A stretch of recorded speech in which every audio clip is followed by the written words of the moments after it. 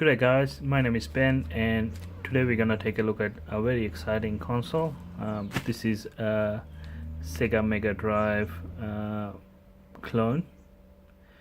So without further ado, let's get started. So this is a Sega Megadrive clone called Retroad Compact. I think it's a compact console. I ordered it from Aliexpress for about 45 Australian dollars. It took about a week to get it shipped from China, so it was fairly quick to come into Australia, and the packaging was really nice, sort of well protected. I can definitely recommend the seller. This console itself comes with a TCT 6801 system on chip, so it's a real sort of hardware clone rather than the software emulation that is used on some of the other consoles, some of the other clones. Also, this one has SD only, so you can only connect to old school televisions or newer television with just the composite video out. You cannot connect it via HDMI, so resolution would be limited, but I think that's what is the real appeal for me. Alright, so this is what the box looks like. Says good console. We'll review that in a moment. It's got AV out. Genesis is okay. Don't know what loading means. Maybe fast loading. On the back of the box, there's some English instructions. It says compatible with Sega Genesis, compatible with most Sega Megadrive games. Comes with one AC adapter, one AV cable and two controllers, and a bit of a description on how to connect. Inside the box everything is neatly packed. This one came with a game cartridge, Super 10 in 1, so it's got 10 games in there. It's Castlevania, Contra, Zombies, Golden Axe. Yeah, so a good selection of games. The console itself, now check it out, how cute is this? Really small, really tiny, as you can compare with my hand. Really well built. It's got a bit of a weight to it as well. The plastic doesn't feel cheap at all. Two controllers port in the front, a power on off switch which is also very sturdy, and a reset switch, a LED here, cartridge slot itself, and on the back we have AC adapter and audio video jack, plus a switch to change it from US to Japan maybe, so we'll give it a go in a moment. This is what the controller looks like, and it's got a nice bit of weight to it. It also looks like it's probably just about the original size. It's not small.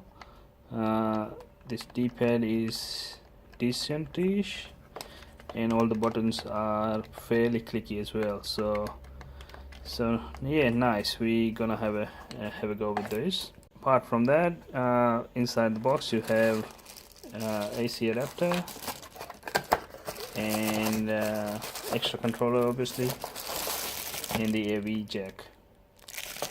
That's about it. So without further ado, let's connect this console up to my standard definition television and have a play. Alright, so I have connected the console to my television. I haven't turned on the power yet. I just wanted to do a side-by-side comparison with my 3D printed Raspberry Pi NES case, and how look how small it is. It's really nice and cute, and it's very well built plastic. Looks really good. So out of the box, it has a bit of a audio hissing. I'm not sure the camera can pick up or not. I don't have an external sort of mic to sort of record it, but there is definitely a bit of an audio hiss that I can hear. Maybe it's probably a broken cable, or it's just the probably my TV or just the way the system's designed. So it's got a bit of an audio hiss, which is not good. Alright, so now I'm gonna connect this 10-in-1 cartridge that came with the box and see how it works. Alright, the Super 10-in-1 game is connected, and you can definitely hear the audio hiss that is coming out of the console. One thing I also noticed that it was really hard to push the cartridge inside. It doesn't have those guiding plastic that sort of neatly puts the cartridge in place, which is a bit of a bummer again. Play the Contra Hard Corps.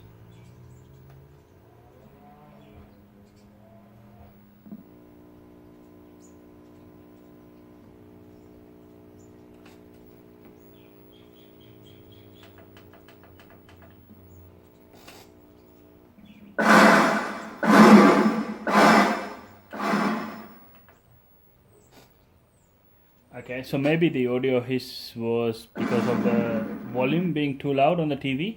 Maybe that's what causing the audio hiss.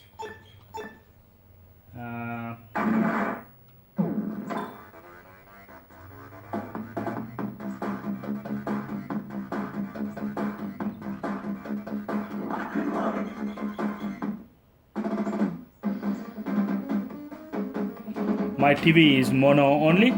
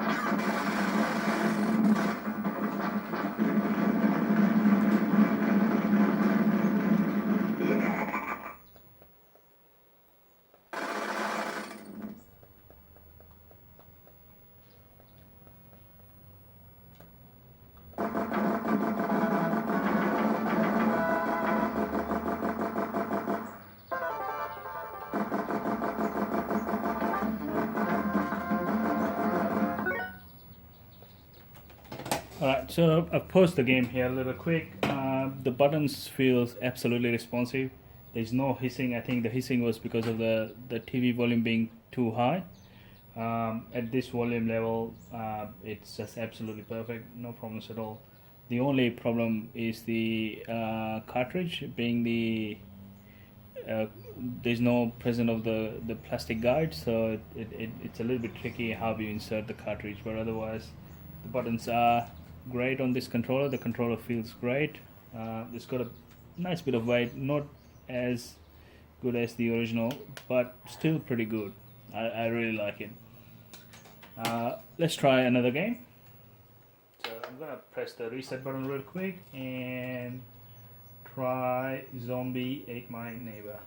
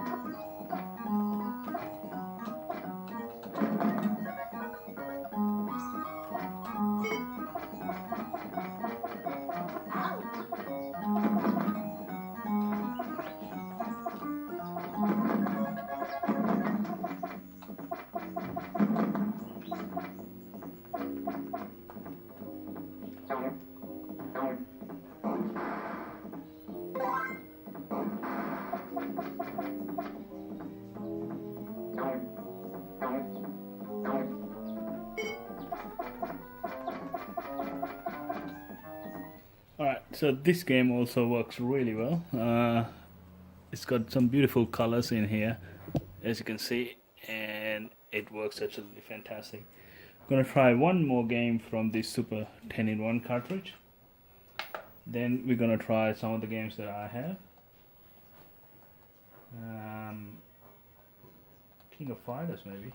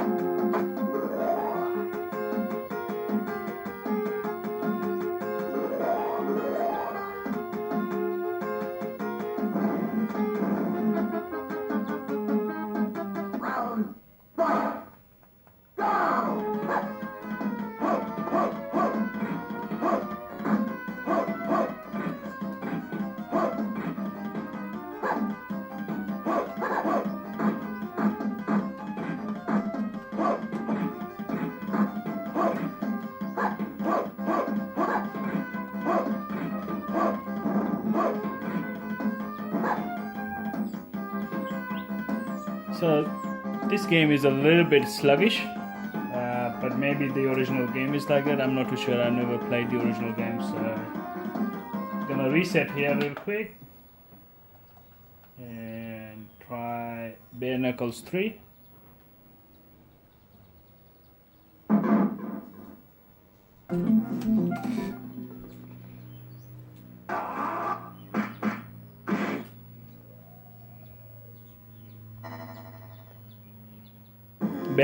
Bare Knuckles is basically the Streets of Rage.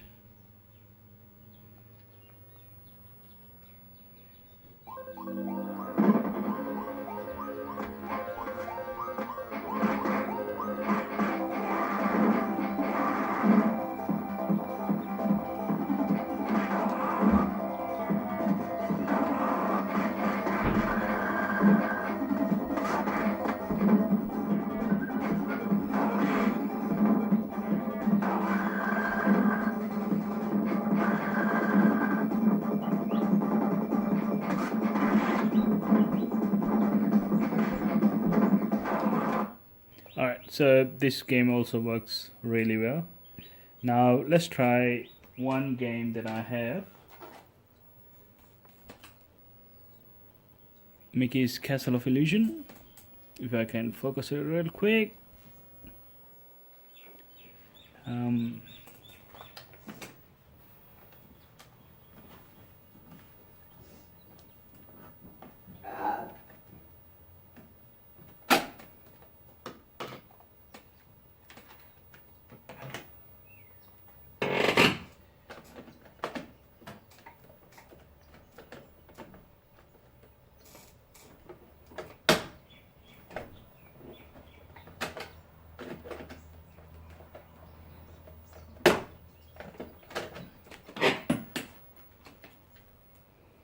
The cartridge slot is definitely a nightmare to get into, as you could see how much force I was applying.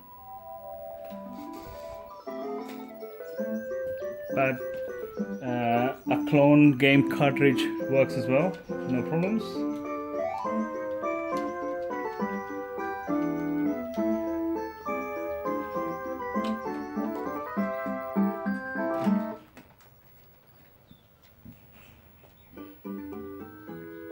The colors are absolutely fantastic on this unit.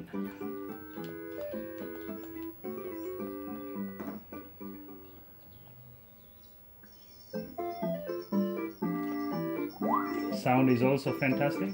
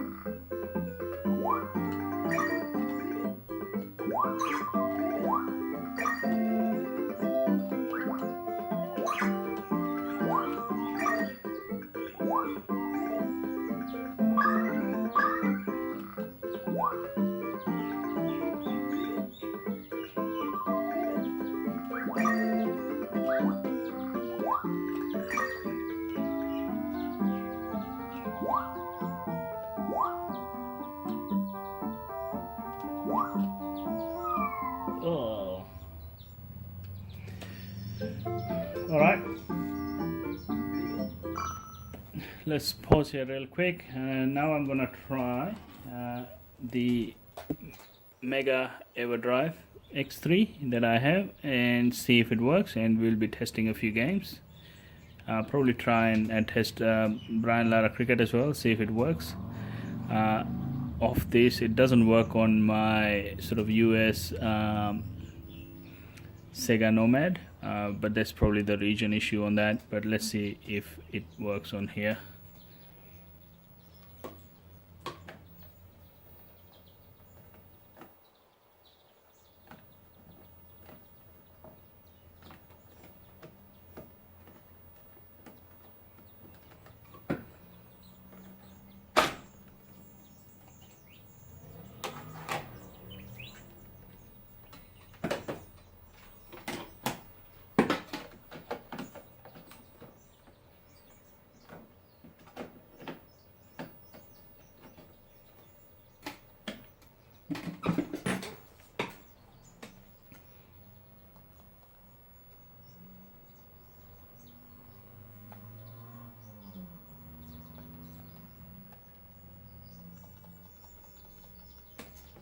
Alright, so the cartridge itself, yes, it boots, which is a good sign. Let's try again.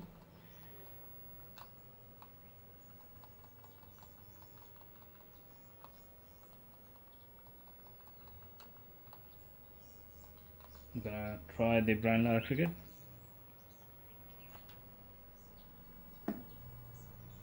Yep, so it's got the same issue that I have on the Nomad. The game works, but the picture is not steady.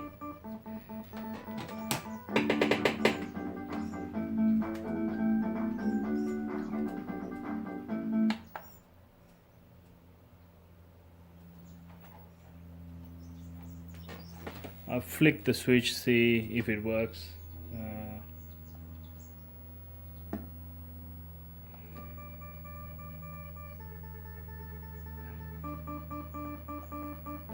No, it doesn't want to work.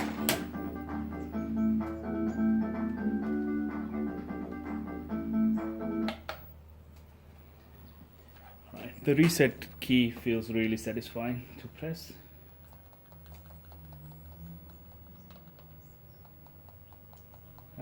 Let's try one game from here.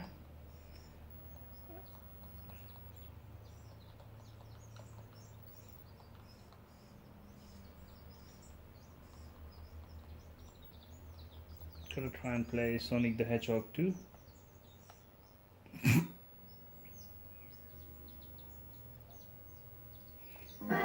Game loading from the card is really quick, which is nice.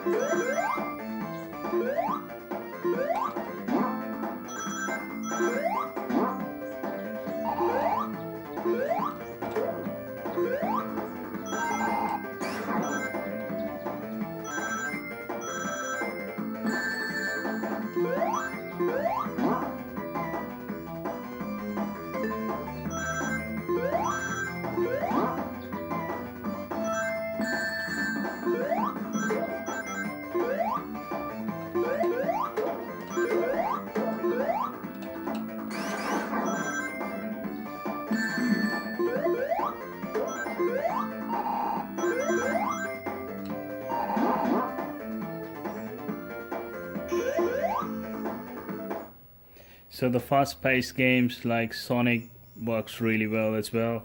The video recording doesn't do it justice, but the colors are really nice and vibrant. I can see on my screen. It's really, really good.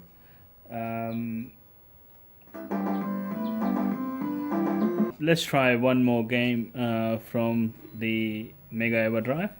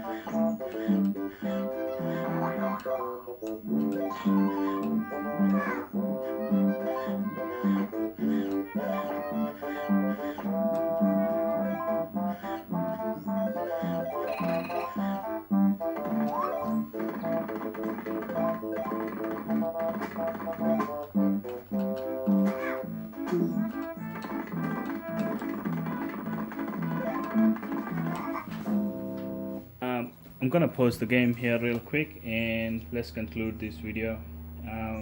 So what are my thoughts on this console? The controller is really good for the price. I think it's a really nice controller. It's got a nice bit of weight. The buttons are great. The D-pad feels great as well. Nice and responsive. The build quality of the console is really good as well. As you could see, it plays most of the games. I haven't tried Virtua Racer or anything like that, but it's probably not gonna play that.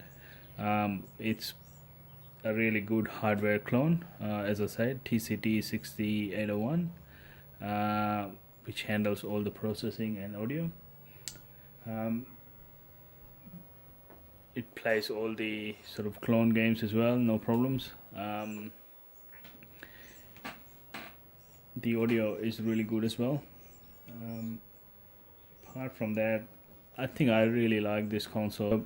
I'll report back again after having long plays and stuff if the controllers still hold up, and also the console as well really holding up.